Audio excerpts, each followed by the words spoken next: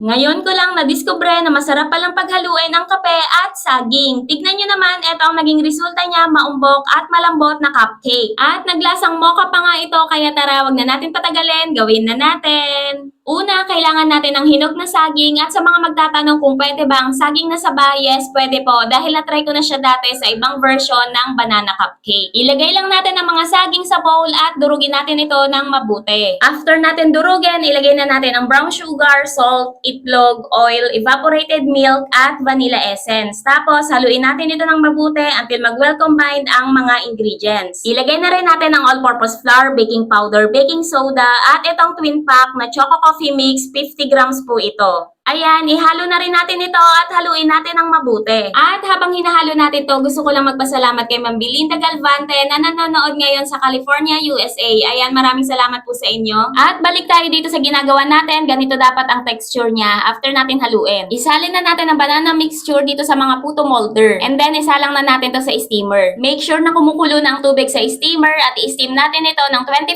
minutes or until maluto. After 25 minutes, i-check natin kung luto na. Ayan, luto na. Pwede na itong hanguin. Tignan nyo mga kakusina, ang ganda ng pagkakaluto. O diba kahit steam lang, makakagawa na tayo ng magandang cupcake. At eto na ang ating finished product. I-try nyo na rin to mga kakusina.